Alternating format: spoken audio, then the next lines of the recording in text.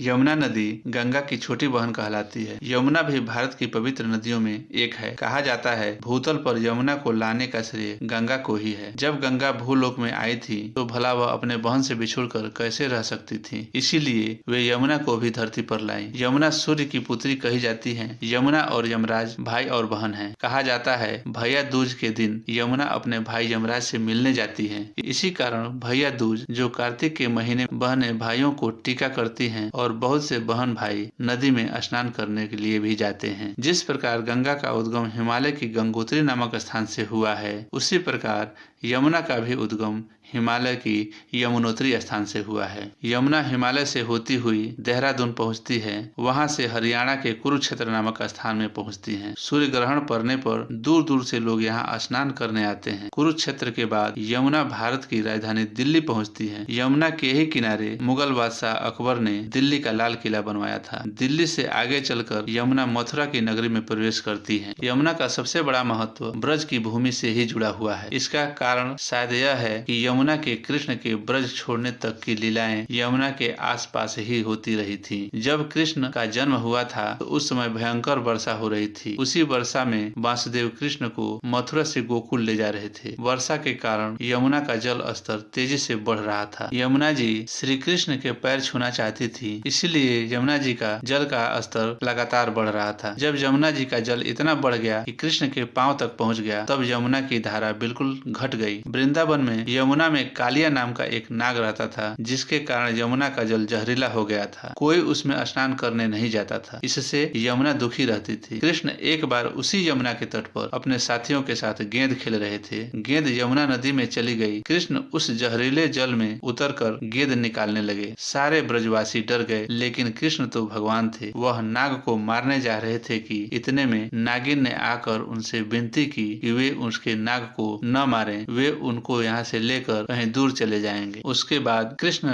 गेंद लेकर यमुना के बाहर नाग के फन पर बैठकर निकल आए। यह देखकर सब आश्चर्यचकित हो गए थे। इस प्रकार यमुना का जल स्वच्छ हो गया। यमुना के तट पर कृष्ण कदम के पेड़ पर चढ़कर बंसी बजाया करते थे। यमुना की शांत लहरें उसी धुन पर थिरकती थीं, और यही यमुना की शांत लहरें कृष्ण के लिए भी बंसी बजाने की प्रेरणा बनी थी। एक बार की बात है, यमुना नदी में राधा तथा अन्य गोपियां स्नान करने के लिए आई। जब वे अपने वस्त्र तट पर रखकर स्नान करने के लिए यमुना के जल में उतर आईं, तब बाल कृष्ण उनके वस्त्र चुराकर पेड़ पर चढ़ गए और गोपियों को सताने लगे। उन्होंने गोपियों को यह संदेश दिया कि खुले में निर्वस्त्र होकर स्नान करना धर्म संगत नहीं है। यह सब लीलाएं यमुना के तट पर ही हुई थी। यमुना जी कृष्ण की प्रिया भी थी। जब कृष्ण द्वारिका चले गए तो इसी वियोग में यमुना सांवली हो गई। एक कथा आता है कि एक बार यमुना कृष्ण के साथ विहार कर रही थी, तभी राधा वहां आ गई। यह देखकर यमुना ने कृष्ण का रूप ले लिया। शायद इसीलिए यमुना का रंग सांवला हो गया। यमुना अपने कृष्ण की नगरी से होती हुई मुगलों की राजधानी आगरा पहुंचती है। आगरा में इसी के तट पर शाहजहां ने ताजमहल बनवाया है। ताजमहल अपनी सुंदरता के कारण विश्व प्रसिद्ध है, किंतु इसकी सुंदरता में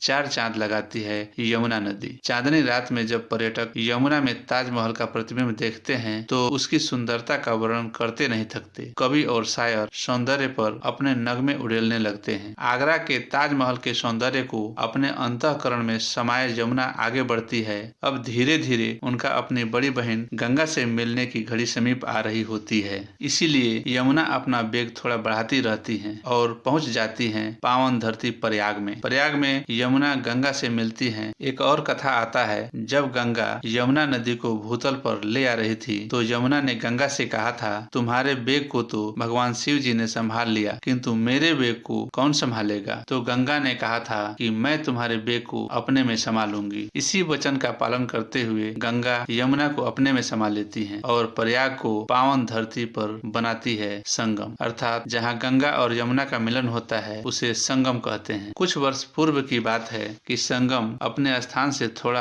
आगे चला गया था। कहा जाता है कि एक साधु गंगा स्नान के लिए प्रयाग आया, किंतु जिस स्थान पर संगम था वह वहां स्नान नहीं करने जा रहा था। उसका प्रण था कि वह अपनी कुटिया के पास ही संगम का स्नान करेगा। उसके इस प्रण पर अत्यंत विनम्र गंगा अपनी छोटी बहन यमुना को ढकेलती हुई साधु की कुटिया के समीप ले आई और वहीं साधु ने संगम स्नान किया। इस स्थान का नाम ससुर खदेरी नदी है। साधु के स्नान के पश्चात संगम को गंगा व यमुना ने पुनः अपने स्थान पर ही ला दिया। इस प्रकार यमुना गंगा में विलीन होकर अपना सफर पूरा करती है। दोस्तों, वीडियो अगर आपको अच्छा लगा हो तो मेरे चैनल को सब्सक्राइब जरूर कर लें और अपना कमेंट देना न भूलें। धन्यवाद।